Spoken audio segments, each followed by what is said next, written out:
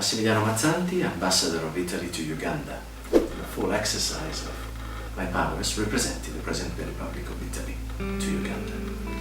I came in contact actually as Italy, as the Republic of Italy. You're very much keen on everything that is about education.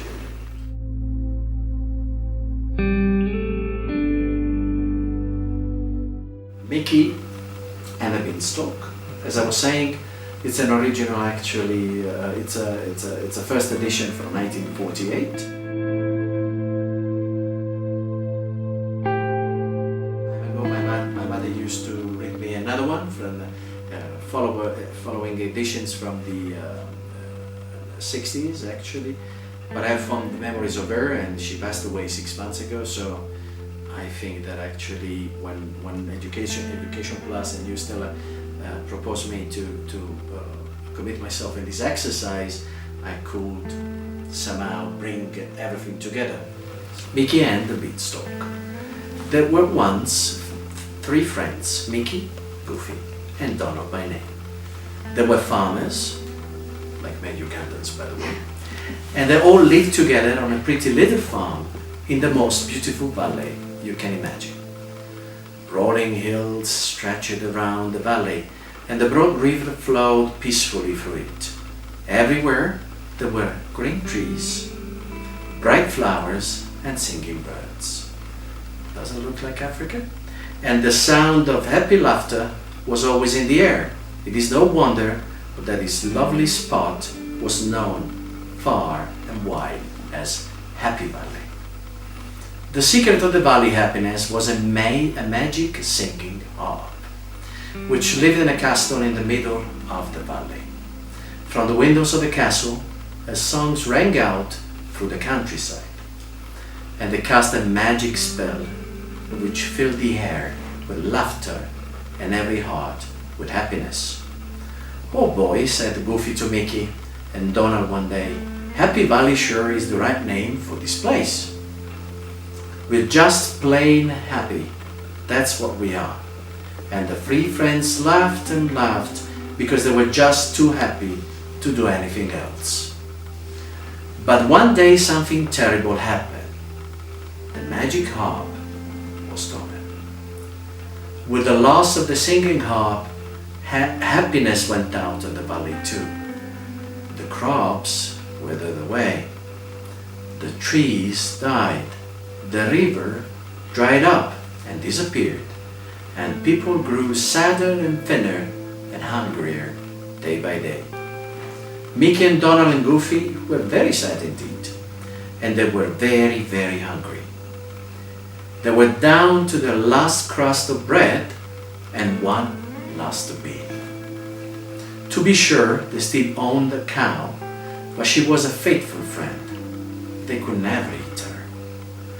What could they do to keep from starving? "We could sell the cow," suggested Mickey. "It is the only way," the others agreed. So off to market trudged Mickey with the faithful cow. At home, while they waited, Donald and Goofy prepared for a big feast.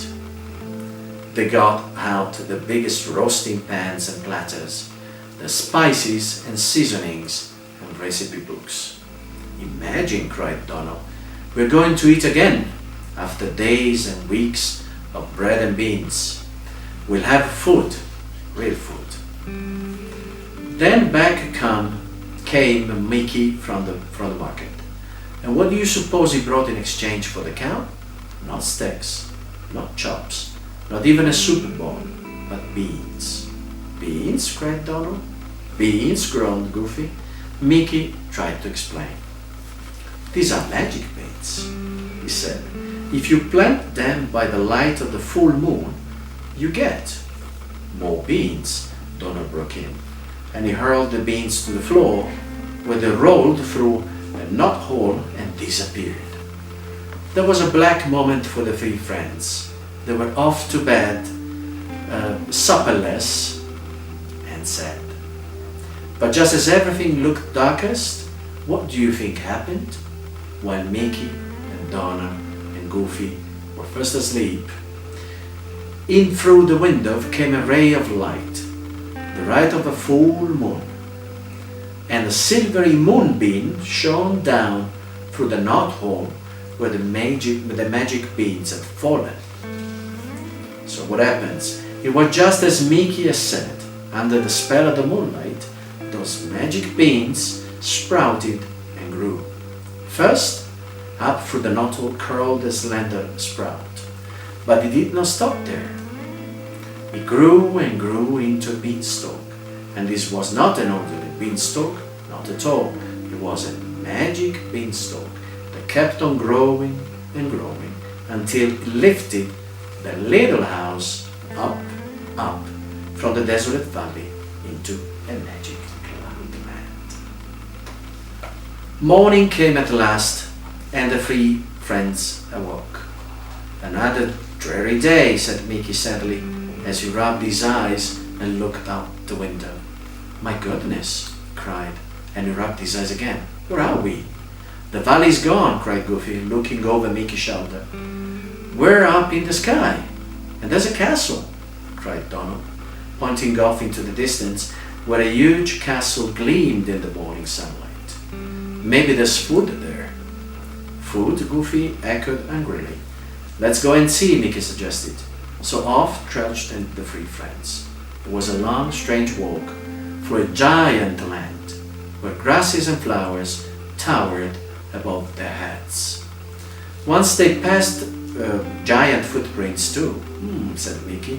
Looks like a giant lives here. A giant, said Goofy. If he's a giant, we'll have lots of food, said Donald. Come on. Napkin, there was Mickey trapped. Mickey thought fast. It is really true, he asked, that you can change yourself into anything. Sure, Willie giggled. Go on, give me something. Well, said Mickey, eyeing a huge ice water. How about a fly? Willie was disappointed. Willie was the giant, actually was meeting them at the entrance of the castle. You don't want a fly, he said. I can transform in whatever you want. How about a bunny with long pink ears? Of course, if you can do a fly, Mickey suggested. All right, Willie sulked. Teeny fly with pink wings. Then, while Willie muttered these magic words, out from hiding came Goofy and Donald, and with Mickey they gripped the handle of the big fly spotter, ready for one big sport. But Willie fooled them. He turned into a huge bunny with pink ears instead, and when he saw them waiting there with the fly spotter, he was furious. Quickly, he changed back into a giant, because he didn't want to be caught actually by the three. He could transform himself into anything he wanted. Hey, he cried, I see your trick. You're trying to fool Willie. I'll fix you. And he snatched them all up in his big fist. I'll fix you, cried Willie again. But his eyes turned longingly to the food-laden table. But first I want my dinner and some music. He unlocked the box on a high shelf, and what do you suppose he pulled out? The missing magic harp of Happy Valley was hidden there. Yes, sir, it was Willie the Giant what caused all the valley's unhappiness by stealing the magic harp. Mickey and Donald and Goofy did not even have a chance to speak to the lady of the magic harp, because the magic harp looked like a lady and actually was singing and moving like a lady. For the giant tossed them into the same dark box from which she had come and locked it with a big key. Then, tucking the key into his breast pocket, Willie the Giant sat down again at this dinner table with the magic harp before him. Yum yum, said Willie. Pot roast, chocolate pot roast with green gravy, and he fell to eating without a care in the world. Because as you remember, the magic harp was a synonym of abundance and brought food to the valley. What Willie did not know was that Mickey had dropped down by accident behind the box and was waiting there for a chance to rescue his poor friends. Mickey's chance came when the giant finished his dinner and the magic harp had sung him to sleep. Then Mickey anchored a spool of stout thread to the shelf with a big needle and as the thread unwound, Mickey dropped with it down, down, down, until he landed with a very small soft thud on the giant road chest. On tiptoe, Mickey padded across to the pocket where he had seen the giant drop the key. The key of the box where unfortunately Donald Duck and Goofy were.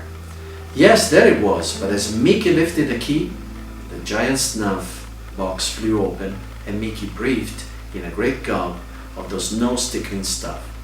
And of course, caca-choo! The whole pocket shivered under Mickey's sneeze. The sound woke Willie the Giant too. He stretched himself and sniffed about. Then the snuff caught up with him. And choo again he roared while Mickey trembled. But all that Willie did was to look drowsily around the room, stretch once, and go back to sleep. Thank God. Mickey breathed a sigh of relief. Then up the tread he went again, hand over hand, carrying the heavy key. It took every bit of his strength to pull himself and the key over the edge of the shelf, and then to lift the key to the lock and to turn it on. It worked. Up flew the box lid, and out scrambled Goofy and Donald Duck.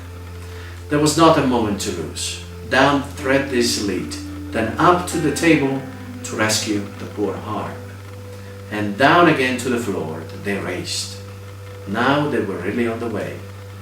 But Mickey had one last inspiration. He stopped to tie the giant's shoelaces together to keep Willie from chasing them. It was just in time too, for Willie woke up as the three friends were racing across the castle grey stone floor.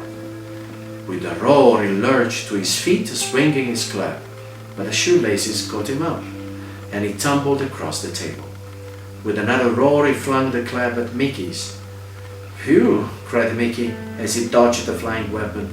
That was too close for comfort.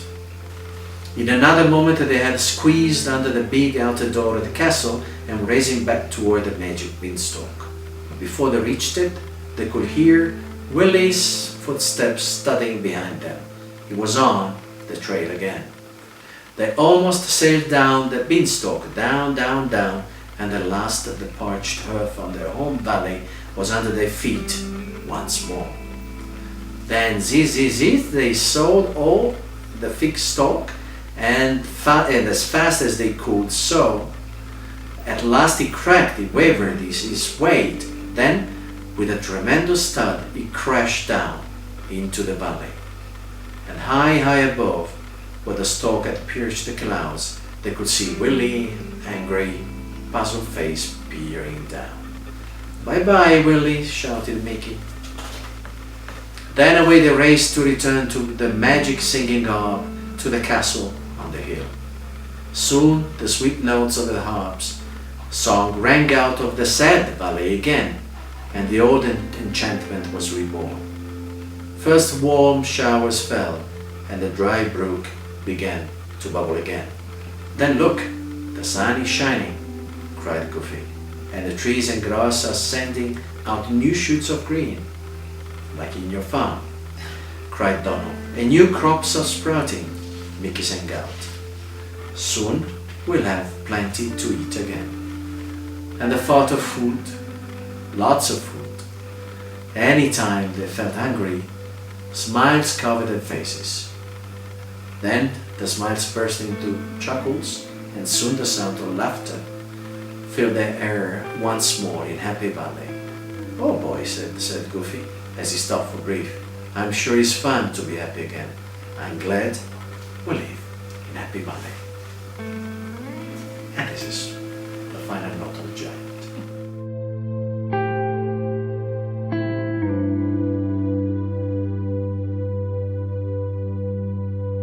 Well, reading was actually a tool of knowledge, that's for sure, but it was also a way to enter in a parallel world in which, by choosing your own lecture, what you wanted really to read, you could come in contact with your own fantasies and your own tastes. I still think back about Mickey and the beanstalk, because just to make you understand, there's no true age in which you cannot feed yourself like a kid, or like a pupil, like something you're learning or giving your contribution through your memories, of course, and those are pretty much important, but through the spirit of those memories, by conserving yourself a little bit like a kid. I was a slow reader at the beginning, actually pretty much. I preferred to see more images than indulging actually in, when I was younger, much younger of course, every time I opened a book and I saw no images and there lots of words, I was closing it back and looking for another one that had actually more representations and more characters to be seen. Yeah. I was slightly lazy from this point of view, but it was also the research of a sort of identifying the images that were in the book with what I was about to read. I realized that at that time I needed this support, and nowadays I prefer books without actually any kind of pictures, because it allows you, of course, to open up to your fantasy, your skills, your idea, your representation of the story you're reading. But of course, when you're much younger, you need some help, absolutely, figuratively speaking, so that was pretty important for me. And Mickey Mouse undoubtedly is the conscience, and it's a kind of reading that it's easy because it's a character